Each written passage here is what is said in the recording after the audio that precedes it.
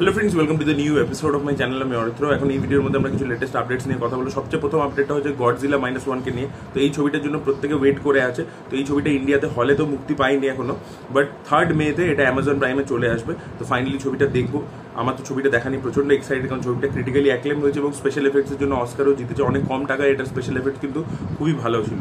এটা ছিল প্রথম আপডেট। পরবর্তী আপডেটটা হচ্ছে ওয়েলকাম টু দ্য জঙ্গল, মানে ওয়েলকাম পার্ট 3 কে নিয়ে। তো এই ছবিতে একটা হিউজ স্টারকাস্ট অলরেডি আছেই, সেটা অ্যানাউন্সমেন্টও হয়ে গেছিল। এছাড়া এইটার সাথে অ্যাডিশনালি যুক্ত হয়েছেন আফতাব এবং জ্যাকি শ্রফকেও আমরা দেখতে পাবো এই ছবির মধ্যে। এরা দুজনও কিন্তু এই কাস্টের নতুন অ্যাডিশন হয়েছে। তো একটা হিউজ স্টারকাস্ট রয়েছে। এবার প্রতিটা ক্যারেক্টারকে স্পেস দেয় কিনা সেটাই দেখার মতো বিষয় হবে, এবং স্ক্রিপ্টটা কতটা ফানি হয় সেটাও দেখার মতো বিষয়। পরবর্তী আপডেটটা হচ্ছে রায়ান রফির তুফান বলে ছবিটাকে নিয়ে, যাতে লিড চরিত্র প্লে করছেন শাকিব খান। তো শোনা যাচ্ছে এই ছবিতে ভিলেনের চরিত্রে, বাট মেইন ভিলেন নয়, একটা এক্সটেন্ডেড ক্যামিও টাইপের থাকবে, যেরকম আজকাল থাকছে আর কি ছবির মধ্যে। যেরকম সূর্যার ক্যামিও ছিল রোলেক্স হিসাবে বিক্রম ছবিতে, সেরকম একটা guest অ্যাপিয়ারেন্সে cameo Chanchal Chowdhury as villain এখানে এই ছবির মধ্যে থাকতে চলেছে।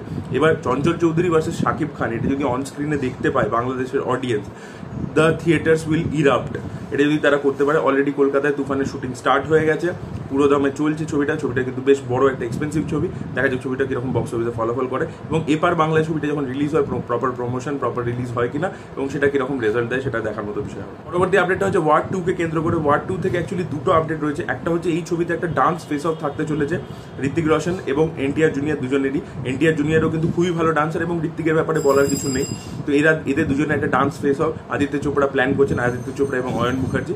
এটা হলের মধ্যে হলে এবং তার আগে যখন রিলিজ করবে সেটা নিয়ে এতটা বাজ হবে, এতটা হাইপ হবে, এবং যদি প্রপারলি গানটাকে ডিজাইন করতে পারে এবং কোরিওগ্রাফিটা যদি হেভি হয়, তাহলে কিন্তু অন্য লেভেলে হাইপ হয়ে যাবে ওয়ার 2 কে নিয়ে। সিরিয়াসলি অলরেডি কাস্টিং নিয়ে তো হাইপ আছে। পরবর্তী ওয়ার 2 থেকে যে আপডেটটা রয়েছে সেটা হচ্ছে যে এই ছবিতে ফাস্ট অ্যান্ড দ্য ফিউরিয়াস এবং ক্যাপ্টেন আমেরিকা যে অ্যাকশন ডিরেক্টর ছিলেন তিনি এই ছবিতে কাজ করতে চলেছেন। তো এখানে আমরা কিছু হাই অকটেন স্টান্ট সিকোয়েন্সেস দেখতে পাবো। পরবর্তী আপডেটটা হচ্ছে একটা আপকামিং বাংলা ছবি কালমৃগকে কেন্দ্র করে। শুভ্রজিৎ এটার পরিচালক, যিনি দেবী চৌধুরীর ছবিটাও বানাচ্ছেন। এই ছবিতে আমরা লিড চরিত্রের শ্রাবন্তীকে দেখতে পেতে চলেছি। এই ছবিটার শুটিং স্কটল্যান্ডে হবে। এটা একটা মার্ডার মিস্ট্রি জনরার ছবি হতে চলেছে। পোস্টার বেরিয়ে গেছে, যেটা কিন্তু বেশ ইমপ্রেসিভ ছিল। পরবর্তী আপডেটটা হচ্ছে বিদ্যুৎ জামওয়ালের ক্র্যাক বলে ছবিটাকে নিয়ে। তো এই ছবিটা বক্স অফিসে তো চলেনি।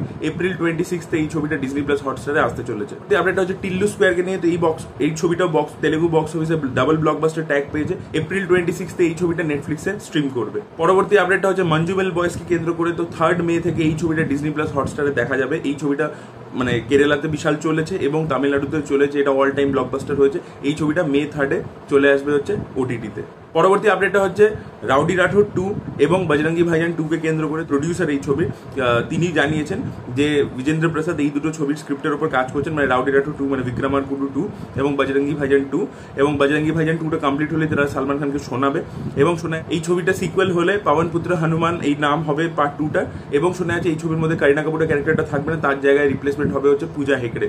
তো দেখা যাক ছবিটা কিরকম হয়। পরবর্তী আপডেটটা হচ্ছে প্রেমালু 2 কে কেন্দ্র করে। তো প্রেমালুর যারা মেকার্সরা তারা অফিসিয়ালি জানিয়ে দিয়েছে যে প্রেমালু সিকুয়েল আসতে চলেছে। প্রেমালু বক্স অফিসে ব্লকবাস্টার হয়েছে, এবং তারপরে নিজের স্টেটের বাইরেও মানে কেরালার বাইরেও তেলেগু বক্স অফিসে ভালো চলেছে, তামিল বক্স অফিসেও ভালো চলেছিল। তো ফাইনালি ছবিটা ওটিটিতেও এসে গেছে, এবং তারপরে ছবিটা নিয়ে প্রচুর কথা হচ্ছে ওটিটিতে আসার পরে।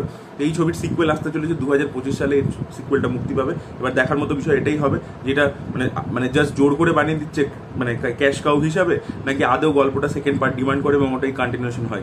আপডেটটা হচ্ছে টাইগার শ্রফের র্যাম্বো বলে ছবিটাকে কেন্দ্র করে, যেটা প্রডিউস করতে চলেছিলেন সিদ্ধার্থ আনন্দ। এই ছবিটা কিন্তু পার্মানেন্টলি শেলফ হয়ে গেল। এই ছবিটা আর হবে না, কারণ টাইগার শ্রফের বড়ে মিয়া ছোটে মিয়া বক্স অফিসে যেরকম পারফর্ম করেছে, সেখান থেকে মেকার্সরা এই যে প্রডিউসাররা তারা ডিসাইড করেছিল যে বড়ে মিয়া ছোটে মিয়ার বক্স অফিস পারফরমেন্স দেখে তবে তারা ডিসিশন নেবে যে এই ছবিটা তারা বানাবে কিনা। বাট যেহেতু ওটা খুবই খারাপ পারফর্ম করেছে বক্স অফিসে, এই ছবিটা কিন্তু পার্মানেন্টলি শেলফ হয়ে গেল। পরবর্তী আপডেট হচ্ছে কালকি 2898 এডিকে কেন্দ্র করে। তো এই ছবির 21 এপ্রিল মেকার্সরা শোনা যাচ্ছে নতুন রিলিজ ডেট জানাবে। প্রথমে মে 9 রিলিজ হওয়ার কথা ছিল, বাট ভোটের জন্য ছবিটা পিছিয়ে গেছে। 21 এপ্রিল এটা রিলিজ ডেট জানিয়ে দেওয়া হবে। এবং স্টার স্পোর্টসে এক্সক্লুসিভলি অমিতাভ বচ্চনের যে ক্যারেক্টারটা, সেই ক্যারেক্টারটার নাম কি হতে চলেছে সেটাও তারা 21 এপ্রিলেই জানাতে চলেছে। তো আমি কোয়াইট এক্সাইটেড। অমিতাভ বচ্চনের লুকটা কিন্তু খুবই ইন্টারেস্টিং ছিল কালকে 2898 এডিকে কেন্দ্র করে। সেদিনকে রিলিজ ডেট এবং অমিতাভ বচ্চনের ক্যারেক্টারটা সম্পর্কে আমরা জানতে পারবো, তার নামটা সম্পর্কে জানতে পারবো। দেখা যাক, অনেকে বলছিল এটা অশ্বত্থামার ক্যারেক্টার, সেটাতে হয় কিনা সেটাই দেখার মতো বিষয় হবে। লাস্ট আমরা এই ভিডিওর মধ্যে কথা বলবো যে অনির্বাণ ভট্টাচার্য সোহিনী সরকার এবং অর্ণব মুখোপাধ্যায়ের ছবি অথই নিয়ে, তার অ্যানাউন্সমেন্ট হয়ে গেছে। ছবিটা 14 জুন রিলিজ করতে চলেছে, মানে বুমেরাং এবং অযোগ্য 7 জুন রিলিজ করছে, তার ঠিক এক সপ্তাহ পরে অথই ছবিটা মুক্তি পেতে চলেছে। তার একটা অ্যানাউন্সমেন্ট ভিডিও চলে এসেছে এবং পোস্টারও রিলিজ করে দেওয়া হয়েছে। পোস্টারটা আমার বেশ ভালো লেগেছে। থেলো এবং ডেসডিমোনার এই দুটো ক্যারেক্টার ব্ল্যাক অ্যান্ড হোয়াইটে রয়েছে এবং ইয়াগর যে ক্যারেক্টারটা, মানে যেটা এখানে গোগো, যেটা অনির্বাণ ভট্টাচার্য ভিলেন প্লে করছে অ্যান্টাগনিস্ট, তারটা পুরো ব্লুইশ একটা এরকম ব্যাপারে রয়েছে। ভালো লাগছে, ইন্টারেস্টিং লাগছে পোস্টারটা। এবং অ্যানাউন্সমেন্ট ভিডিওটাও যদি দেখেন, খুব সিম্পলি তারা বসে কিন্তু কথা বলছে। কিন্তু দেখুন, এইটাই হয় যে অনির্বাণ ভট্টাচার্য যে কাজের সাথে ক্যামেরার পিছনে যুক্ত থাকে, অ্যাজ এ ক্রিয়েটিভ ডিরেক্টর বা কিছু ডিরেক্টর হিসেবে যুক্ত থাকে, তার অ্যানাউন্সমেন্ট ভিডিওটাও দেখবেন একটু ইউনিক হয় দেখতে।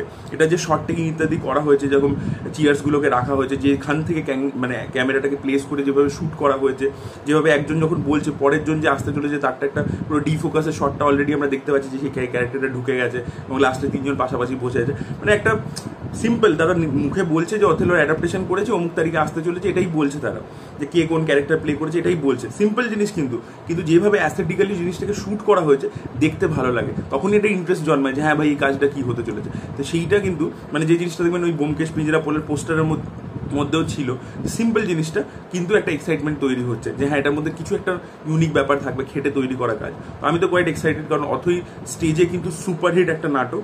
তো দেখা যাক এবার সেটা হলেও আর কি অতটাই হিট হয় কিনা, সেটাই দেখার মতো বিষয় হবে। আপনাদের কি মতামত অবশ্যই কমেন্ট সেকশনে জানাবেন। এই ভিডিওটা ভালো লেগে থাকলে লাইক করুন, শেয়ার করুন, চ্যানেলকে সাবস্ক্রাইব করতে ভুলবেন না। বাই।